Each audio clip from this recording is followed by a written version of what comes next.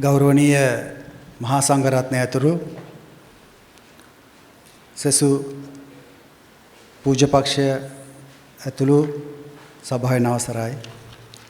අපි තන්නේ හාමුදුරුවෝ කියලා කිව්වම අපිට එක්වරම සිහියට නැගෙන්නේ සාම්ප්‍රදායික භික්ෂු පරපුර තුල අපි දකින සාම්ප්‍රදායික චරිතයක් නෙවෙයි.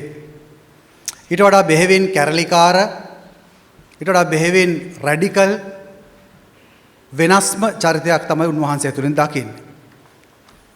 තන්නේ හාමුදුරුවෝ මේ කැරල්ල ශ්‍රී ලාංකේය සාහිත්‍ය තුලත් විශේෂයෙන්ම පද්‍ය සාහිත්‍ය තුලත් ගහන්නට සමත් වෙනවා.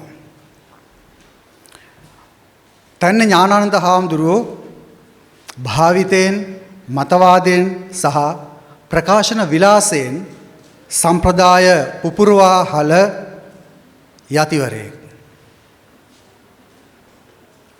ජාතිවාදයට සහ ආගම්වාදයට රැහිව ජනතාවගේ අරගල සටන් තුල ඍජු නියෝජිතයෙක් හැටියට හිඳමින් පොදු ජනතාවගේ සංකේතයක් විදිහට තමයි අපිට දෘශ්‍යමාන වෙන්නේ. හෙළ කවියේ යති රීතිය ඉතිහාසයේ ඉඳන්ම අපිට පැහැදිලිව දකින්නට පිළිවන්. ඒ ඔස්සේ අපි නාමාවලියක් සඳහන් කරනවා නම් විශේෂයෙන්ම තොටගමුවේ ශ්‍රී රාහුල හාමුදුරුවෝ, වෑත්තෑවේ හාමුදුරුවෝ, විදාගම් මෛත්‍රී හාමුදුරුවෝ, දෙවිනුවර තිලක පිරුවන්පති හිමි, විල්ගම්මුල හිමි, රණස්ගල්ලේ හිමි, ගිනිගත් පිටියේ සංඝරක්කිත හිමි, ගන්නොර විහාරයේ වැඩවිසූ මහාසේන හිමි, සිටිනාමලුවේ බුද්ධරක්කිත හිමි, කිරම ධම්මාරාම හිමි, මිහිරපැන්නේ හිමි, කුංකුණාවේ හිමි, එස් මහින්ද හිමි වගේ මේ වගේ අපිට දීර්ඝ නාමාවලියක් නම් කරන්නට පිළිවන්. හැබැයි මේ නාමාවලියට එකතු වන තන්නේ හාමුදුරුවෝ යති රීතියට අලුත් ලකුණු එකතු කරනවා. විශේෂයෙන්ම උන්වහන්සේගේ කවිය උත්ප්‍රාසාත්මකයි. ඒ වගේම රැඩිකල්. ඒ වගේම ශෘංගාරාත්මකයි. උන්වහන්සේගේ පොත්පත්වල තිබිච්ච නම් තුල පවා අපි දකිනවා ඒ වගේ උත්ප්‍රාසාත්මක යෙදුම්, ශෘංගාරාත්මක යෙදුම් නිදසුනක් හැටියට පන් හිඳක දග, රස්තියාදු සාදු, දෙවරක් පෙරන ලද පිරිත් පැන්, පන්සලේ මල්සරා මේ වගේ ප්‍රකාශනවල කෘතිවල උන්වහන්සේ ලියන කවි ගත්තම අර ශෘංගාරාත්මක කලාපයට උන්වහන්සේ පිවිසෙන්නේ ඉතාමත් නිර්භීත ආකාරයට. අපි රාහුල හාමුදුරුවෝ වගේ ඉපැරණි කවීන් මේ කලාපය බොහොම ගැඹුරු විදියට, තියුණු විදියට, සංවේදී විදියට ස්පර්ශ කරපු ආකාරයන් අපි දකිනවා. හැබැයි ඊට වඩා ටිකක් ඔබට ගිය ගති ලකුණු තන්නේ හාමුදුරුවෝගේ කවි වලින් අපිට පේන්න තියෙනවා. මේ පොතට පෙරවදනක් ලියන මහාචාර්ය ලියනගේ අමරකීර්ති ඒ පෙරවදන නම් කරන්නෙම කාව්‍යමය අවසර අඩවිය ප්‍රසාරණය කිරීමක් කියලා.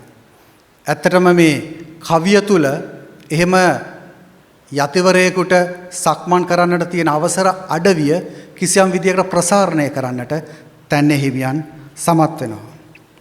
දැන් උන්වහන්සේගේ කවි ගත්තම ඒවයි අකුරු යෙදුම් හරිම අනුරාගිකයි.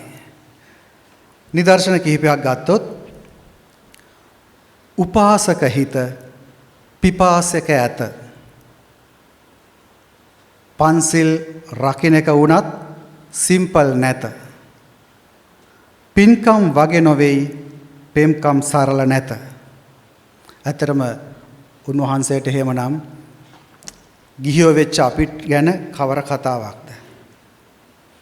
උන්වහන්සේ ලියනවා කාන්දමක් සේ ඇදුනා වාන් දමන කොට රිදුනා පාන්දරම ඇහැරෙනකොට පාන්තිරේ තෙත තිබුණා.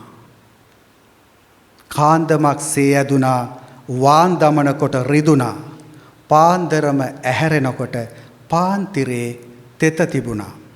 මේ කවිබසෙහි තියෙන ව්‍යංජනා ගුණය ඊටමත් ඉහළයි. හාමුදුරුවෝ අත පුච්ච ගන්නේ නැතුව මේ වැඩේ කරන්නේ භාෂාව පිළිබඳව මේ යෙදුම් පිළිබඳව උන්වහන්සේ තුල තියෙන තියුණු ශක්තිය නිසා ප්‍රකාශන ශක්තිය නිසා. මම ඇත්තටම පෞද්ගලිකව කවියෙක් හැටියට මමත් කැමති උන්වහන්සේගේ කවිවලට. විටක මල් වෙඩිල්ලක් හැටියට දමල ගහන මේ කවි සාම්ප්‍රදායික මතවාදයන් හමුවේ හරියට ක්ලේමෝ බෝම්බයක් වගේ පිපිරිලා යනවා. බලන්න මේ සමහර යෙදුම් පොඩ්ඩක් පාත් වෙන්න බඩක් මාත් දෙන්න. තව කියනවා දෙදන නමාදුන් සම්බුලා සාදුකාරය දෙතන නම් හරියට බුබ්බුලාකාරය නිබ්බාන සුවගෙනෙයි සිම්බාම තොල්ලොයා.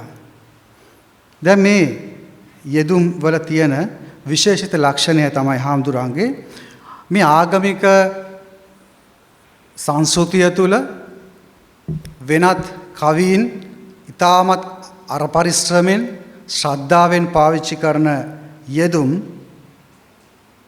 සංකේත හාමුදුරුවෝ ඊටම රැඩිකල් පද සංඝටන ඔස්සේ අලුත් අරුත් මවන්නට සමත් වීම.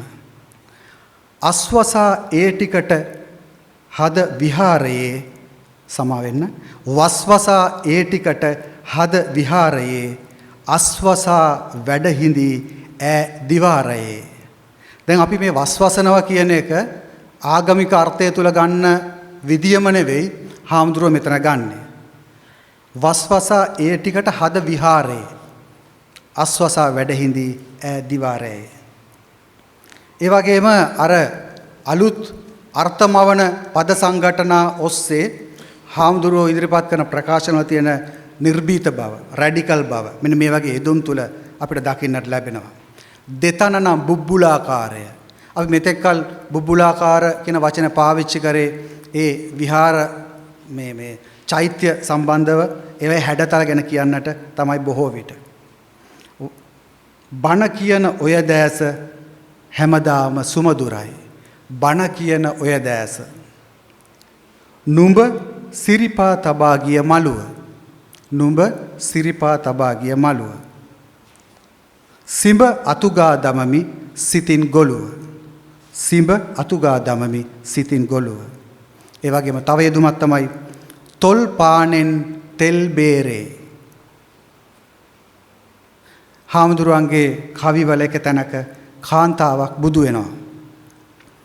පන්සල ඉස්මත්තේ බුදුවරිය උන්නා චන්නටත් හොරෙන් මං නේරංජාව පැන්නා.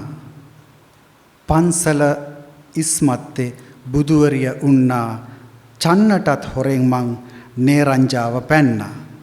තව තැනක අපිට මිහින්තලේ කියලා කිව්වම මේ ලංකාවට මේ සම්බුද්ධ ශාසනය රැගෙන මේ ඒ මූලාරම්භය සටහන් වන අනුරාධපුර සංස්කෘතියේ මුදුන් මුල ගැනයි මතක් වෙන්නේ.